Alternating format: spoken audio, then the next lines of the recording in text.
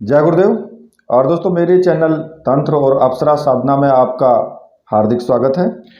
और देखिए, आज मैं आपके सामने जो साधना आपको बताने वाला हूँ वो साधना कामदेव गायत्री मंत्र साधना है।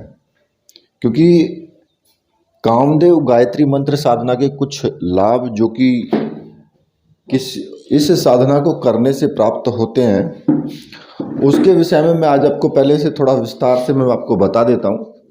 फिर उसके बाद मैं आपको साधना की विधि संपूर्ण रूप से आपको बताऊंगा। ठीक है। तो देखिए, होता क्या है कि जब हमारे सामने इस प्रकार की समस्या होती है कि हम विवाह करने तक से घबराते हैं, या तो हमारे अंदर कोई कमजोरी है जो कि हमारी ही गलतियों का नतीजा होती है, जैसे कि हस्तमैथुन करके और लोग अपने शरीर को बर्बाद कर लेते हैं। तो उससे क्या होता है कि उससे हमारी जो इंद्रिय होती है उसमें जो तेजस्विता होती है वो कम हो जाती है या फिर बिल्कुल ख़त्म हो जाती है। तो ऐसी स्थिति में कामदेव साधना करनी चाहिए आपको। ठीक है। यदि आपका जो दाम्पत्य जीवन है, यानी कि पति पत्नी दोनों में अनबन रहती है, किसी भी प्रकार से वो टूटने के कगार पर है, तो कामदेव गायत्री मंत्र साधना जरूर करनी चाहिए। उससे क्या होगा कि जो उसमें प्रेम है उन दोनों में, वो प्रेम का संचार दोबारा से होने लगता है, उस संचार का प्रवाह हो जाता है। ठीक है। और कुछ ऐसे लोग होते हैं जो विवाह या तो होता ही नहीं है उनका, या फिर वो विवाह करने से कतराते हैं। ठीक है। अब अगर विवाह नहीं हो रहा है तो उनके विवाह का योग बन जाता है, और अगर वो विवाह करने से कतराते हैं तो वो उसके लिए फिर मान भी जाते हैं। कामदेव गायत्री मंत्र जो होता है ना, वो एक बहुत ही चमत्कारी और शक्तिशाली मंत्र है। और इस मंत्र प्रयोग से जो युवाएं हैं उनकी नपुंसकता को भी दूर किया जा सकता है। उनकी जो नपुंसकता होती है वो भी दूर हो जाती है। अगर किसी व्यक्ति के नपुंसकता की वजह से उसको बच्चे यानी कि संतान पैदा नहीं हो रही है, तो आप कामदेव गायत्री मंत्र साधना करो, उससे जरूर आपकी समस्या का समाधान होगा ही होगा, 100% होगा। और जो जैसे कि मान लिया आप इस मंत्र की साधना शुरू कर देते हैं, तो इस मंत्र के उपयोग करने के बाद विवाह के इच्छुक हो जाते हैं वो लोग जो विवाह नहीं करना चाहते। अब हालांकि होता क्या है कि कुछ लोग अपनी गलतियों की वजह से वो ऐसी अवस्था में पहुंच जाते हैं कि वो सोचते हैं कि अगर तुमने विवाह कर लिया तो फिर अगली जो जो भी लड़की आएगी उसका जीवन बर्बाद हो जाएगा, क्योंकि हम इस काबिल नहीं हैं। मतलब कि उनके मन में ऐसी धारणा बन जाती है। लेकिन जो सच्चाई है वो यही होती है कि उससे कोई फर्क नहीं पड़ता है। अगर आप कामदेव साधना करते हैं तो कोई फर्क नहीं पड़ेगा, बिल्कुल एकदम आप सही हो जाओगे, 100% है ये। और उस स्थिति में फिर वो विवाह करना नहीं चाहते हैं। ऐसी ही स्थितियां होती हैं ज़्यादातर। यदि किसी व्यक्ति के चेहरे में कांति नहीं है, चेहरा उसका तेजहीन है, तो कामदेव गायत्री मंत्र की साधना करो। आपके चेहरे में दिव्य प्रकाश हमेशा दिखाई देगा, और एक प्रबल आकर्षण जो है वो हमेशा बना रहेगा। सामने वाला व्यक्ति आपके मतलब कि चेहरे की तरफ देखते ही वो आपके सम्मोहन पास में बंध जाएगा, और वो देखने वाला व्यक्ति आपके ऊपर ही वो मोहित होगा। इस मंत्र से शारीरिक कमजोरियां भी दूर होती हैं, शरीर में तेज की यानी कि वीर्य बल की उत्पत्ति होती है, और शरीर हमेशा स्वस्थ रहता है। हर प्रकार के रोगों से उसका शरीर मुक्त हो जाता है, और जो मानसिक विकार हैं, जो मानसिक रोगी हैं, वो भी इस मंत्र के द्वारा ठीक हो जाते हैं। वैवाहिक जीवन में अगर तनाव है तो वो तनाव भी खत्म हो जाता है, और स्त्री पुरुष दोनों जो जीवन साथी हैं वो अपने जीवन साथी से पूर्णतः संतुष्ट होते हैं। और कभी कभी तो ऐसी अवस्था आती है कि उनके बिखराव की स्थिति पैदा हो जाती है। लड़ाई झगड़े इतने बढ़ जाते हैं कि उनके बिखराव की स्थिति कोर्ट केस तक चल जाता है। तो ऐसी स्थिति में अगर आप कामदेव साधना करते हैं तो वो स्थिति से भी बचा जा सकता है। ये साधना बहुत ही महत्वपूर्ण साधना है, क्योंकि हमारे देखिए गृहस्थ व्यक्ति हैं और जीवन में अगर गृहस्थ में हैं तो फिर जरूरी है ये साधना। तो अब इस साधना को कैसे किया जाए, सबसे महत्वपूर्ण बात आती है कि आपका साधना करने की विधि जो है वो बिल्कुल एकदम परफेक्ट होनी चाहिए, जिससे कि आपको लाभ मिले। बताने के लिए तो लोग बता देते हैं कि भाई ये मंत्र है, इस मंत्र को सिद्ध कर लो, लेकिन अब उसको करें कैसे, तरीका क्या है। तो देखिए आज मैं उसी आपको तरीके के बारे में मैं आपको बता रहा हूं।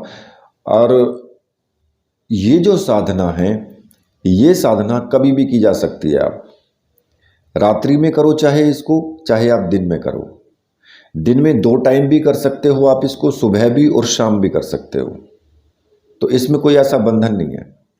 और कामदेव गायत्री मंत्र का जो साधना है, ये साधना कम से कम 1.25 लाख मंत्रों का जाप होना चाहिए। 1.25 लाख तो नहीं, मैं कहता हूं कि 1.5 लाख मंत्रों का जाप करो। तो 1.5 लाख मंत्रों को क्या है कि वो आपका 1.25 लाख ही गिनती में आएगा। क्यों आएगा? क्योंकि जो आप 25,000 ऊपर करोगे ना, वो 25,000 आपके हवन का, मार्जन का, तार्पण का, वो उसी में ऐड हो जाता है। तो 1.25 लाख आपके उस गिनती में आ जाता है। तो इसलिए आप 1.5 लाख करोगे तो ना हवन आपको करना पड़ेगा, ना मार्जन, ना तर्पण करना पड़ेगा, और आपका जो है 1.25 लाख की गिनती पूरी हो जाएगी।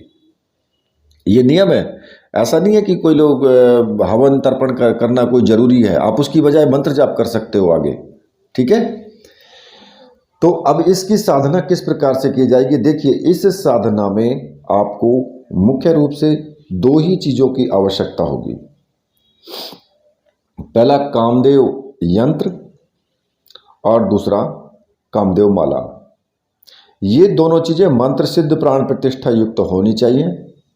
अगर आपके पास ऐसी सामग्री नहीं है और प्राण प्रतिष्ठित सामग्री आप लेना चाहते हैं तो मैंने व्हाट्सएप नंबर दिया हुआ है ऊपर, आप मुझे व्हाट्सएप कर सकते हैं और वहां से ये सामग्री आप प्राप्त कर सकते हैं। अब बात रही उन लोगों की कि जो कहते हैं कि भाई आप सामग्री क्यों देते हैं। भाई मैं तो नहीं कहता तुम सामग्री लो, लेकिन जिसको लाभ हो रहा है ना, वो एक बार नहीं दोबारा भी मुझसे सामग्री वो मांग रहे हैं और वो ले भी रहे हैं, जिनको लाभ हो रहा है। क्योंकि अगर आप मंत्र सिद्ध और प्राण प्रतिष्ठा युक्त सामग्री आप लेते हैं तो उसमें क्या होता है कि आपको जल्दी सफलता मिलती है। सबसे मेन चीज ये होती है, इसमें कोई किसी तरह का कुछ भी लेस मात्र किसी का अपनापन या कोई ऐसी चीज नहीं है। और मेरे पास से अगर आप सामग्री लोगे तो आप बिल्कुल एकदम निश्चिंत होकर के आप पेमेंट कर सकते हैं। सामग्री आपको जरूर मिलेगी, क्योंकि मेरे यहाँ 2 नंबर वाला काम नहीं होता कि किसी का पैसा ले लिया और फिर उसका नंबर बंद कर दिया। यहाँ नहीं होता भाई, दूसरी जगह कहीं होता होगा, वहाँ की गारंटी तो मैं नहीं देता हूँ, लेकिन मेरे पास तो होता नहीं है। मैं अपनी गारंटी देता हूँ, आपको सामग्री जरूर मिलेगी, 100% नहीं 101% मिलेगी। तो देखिए इसमें आपको करना क्या होगा कि आप सुबह या शाम जब भी आपको गायत्री मंत्र की साधना करनी है, तब आपको को स्नान आदि करके किसी भी प्रकार के वस्त्र पहन लें।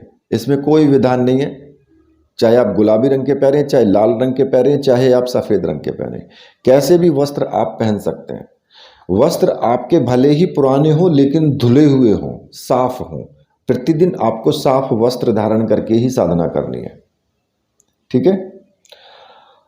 एक घी का दीपक और सुगंधित अगरबत्ती, धूपबत्ती जो भी आपके पास है वो आप जलाएंगे। पूरब या उत्तर दिशा की तरफ मुख करके आपको बैठना है।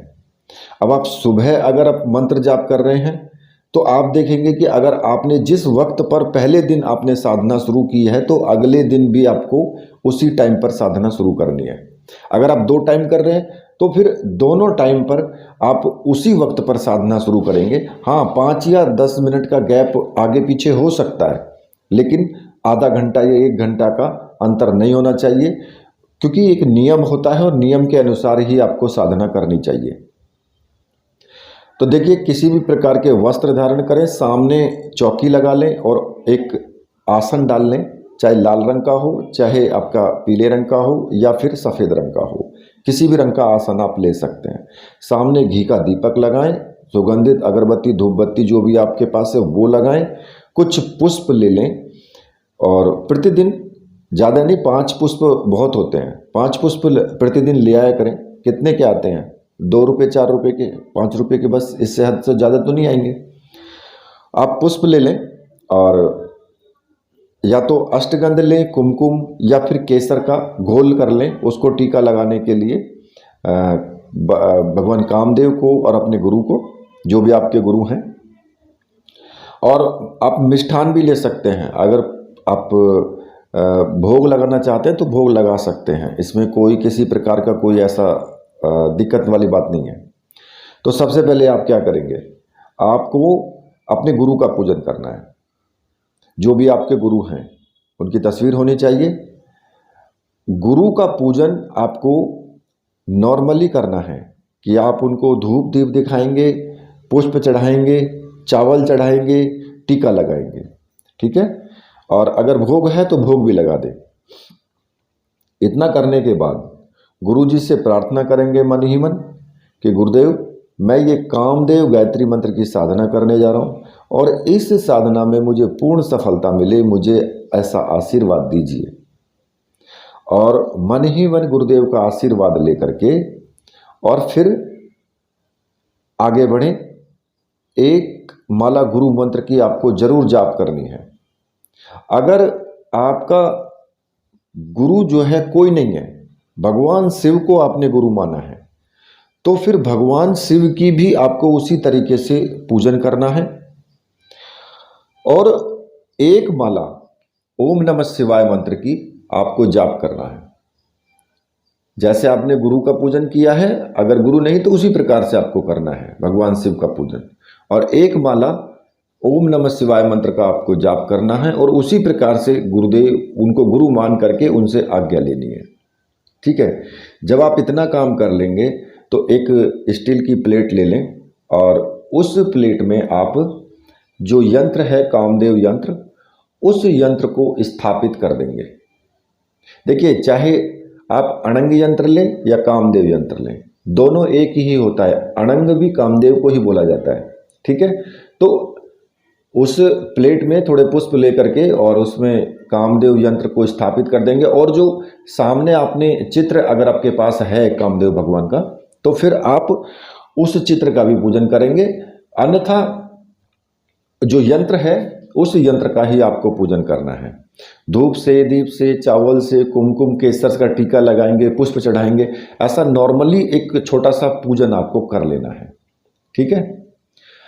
अब जब आप इतना काम कर लेंगे तो इसके बाद में फिर आपको जो संकल्प लेना है, हाथ में थोड़ा सा जल लेकर के और अपना नाम बोलें, अपने पिता का नाम, गोत्र, और जो भी आपका कार्य है, जिस कार्य के लिए आप साधना कर रहे हो, मंत्र सिद्धि के लिए कर रहे हो, साधना के लिए कर रहे हो, तो वो आप अपना कार्य उसमें बोल सकते हैं।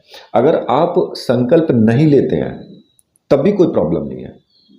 अगर संकल्प लिया तब भी अच्छा, तो वही कार्य आपको होगा। अगर संकल्प नहीं लोगे तो आपके सारे कार्य होंगे, 100% सारे कार्य होंगे, क्योंकि उसमें आपके लिए वशीकरण भी आएगा, उसमें जो भी आपकी प्रॉब्लम होगी वो सारी प्रॉब्लम सॉल्व होंगी। तो इसलिए मेरा मानना ये है कि संकल्प ना लिया जाए तो अच्छी बात है।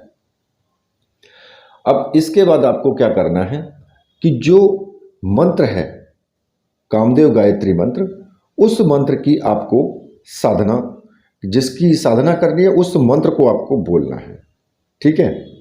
अब उस मंत्र को, जो मंत्र है मैं आपको बता देता हूं।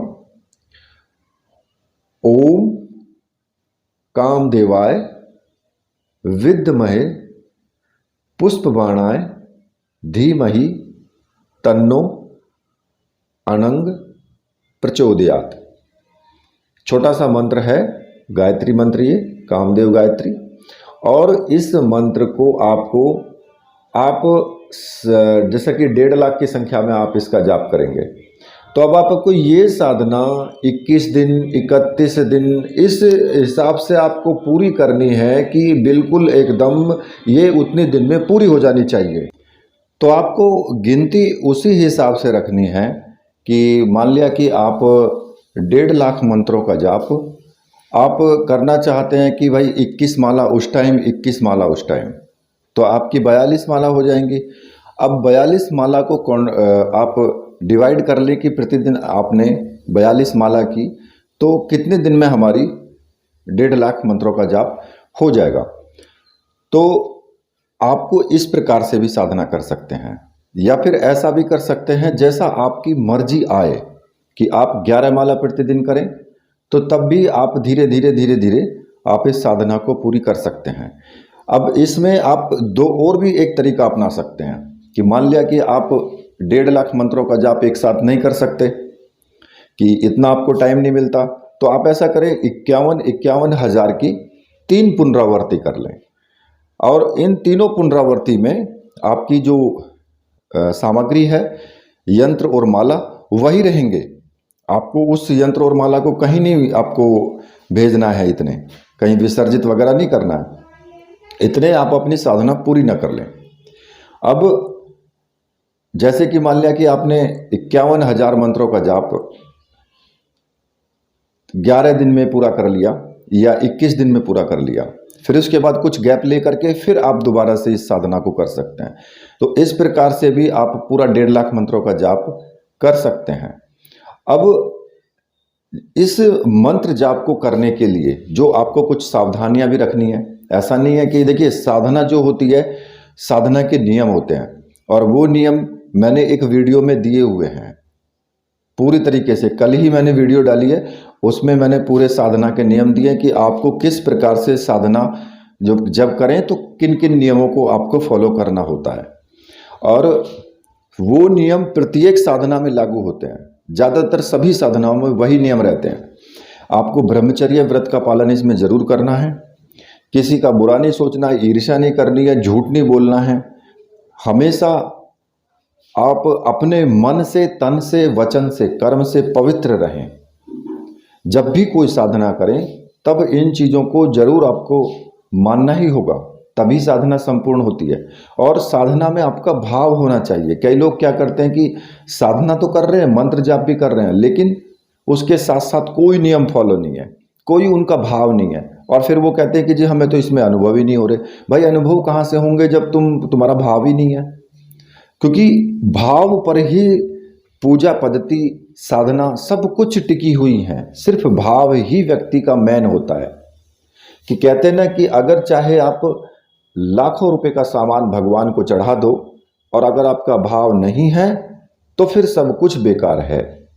जैसे कि माता वैष्णो देवी पर अकबर ने दुनिया भर का सामान चढ़ा दिया और ऐसा छत्र चढ़ाया कि माँ तेरे ऊपर ऐसा किसी ने छत्र नहीं चढ़ाया होगा। अहंकार आ गया, और माँ ने क्या किया, माँ ने वो छत्र का सारा नक्शा ही बदल दिया कि ये ले, तेरा अहंकार है तो ये छत्र ऐसा हो जाएगा कि कोई पता ही नहीं लगा पाएगा कि ये क्या है। ठीक है, तो इसलिए भाव ही मेन है। तो भाव अगर आपका अच्छा है तो साधना भी आपकी सही तरीके से चलती है। और इस मंत्र का जो प्रभाव है, ये बहुत तीक्ष्ण मंत्र है। जो कामदेव गायत्री मंत्र है, सौम्य मंत्र है, बिल्कुल एकदम साधना बिल्कुल सौम्य है, किसी प्रकार की कोई भी दिक्कत नहीं है। साधना करते जाओ, कोई प्रॉब्लम नहीं आने वाली है। तो इसलिए ये साधना सभी को जरूर करनी चाहिए। ठीक है, और इसमें अनुभव भी आपके होंगे। ऐसा नहीं है कि अनुभव नहीं होते हैं, अनुभव होते हैं, लेकिन उनको हम कई बार गौर नहीं कर पाते हैं। हमारा माइंड वहाँ तक नहीं चलता है कि ये अनुभव हमें साधना की वजह से हुआ है या फिर किसी और कारण से हमारे सामने आया है। लेकिन अक्सर वो साधना की वजह से ही आपके सामने आता है। तो उसको हम अनुभव को हम स्टडी नहीं कर पाते सही तरीके से। ठीक है, और हम सोच लेते हैं कि हमें अनुभव ही नहीं हो रहे हैं। तो ऐसा कुछ नहीं है, अनुभव भी होंगे। ठीक है। और जब आपके 1.5 लाख मंत्रों का जाप हो जाए पूर्ण, तो माला को भी और यंत्र को भी, दोनों को आप किसी भी बहते पानी में आप विसर्जित कर दें। ठीक है, जिससे कि उस जो आपने साधना की है उस साधना का पूर्ण फल आपको मिल सके। ठीक है, तो इस प्रकार से आप कामदेव साधना कर सकते हैं। और ये कामदेव साधना सबके लिए ही महत्वपूर्ण है। आप देखेंगे कि साधना करते करते या करने के बाद आपके व्यक्तित्व में एक निखार आ जाएगा, लोग आपकी तरफ आकर्षित होना शुरू हो जाएंगे, आपकी जो शारीरिक कमजोरी है वो बिल्कुल एकदम दुर्बलता दूर हो जाएगी, और यौवन दुर्बलता जो है वो भी आपकी खत्म हो जाएगी। अगर कोई नपुंसक व्यक्ति है तो उसमें भी उसको बिल्कुल एकदम वो पौरुषमान हो जाएगा। ये इस साधना की विशेषता है। अगर पति पत्नी में झगड़े हैं तो वो झगड़े भी समाप्त होकर के आपस में प्रेम भाव हो जाएगा। अगर किसी का किसी से प्रेम चल रहा है और वो टूट गया है तो वो भी आपको इस साधना के द्वारा वापस मिल जाएगा। तो इस साधना के बहुत फायदे हैं। तो इस साधना को आप करिए और अपने जीवन को ऊपर उठाइए। ठीक है, इसी के साथ अब मैं वीडियो को यहीं पर समाप्त करता हूं। तो मेरे साथ बोलिए, बोलिए वीर बजरंगबली हनुमान जी महाराज की जय, बोलिए मेरे परमहंस गुरुदेव की जय।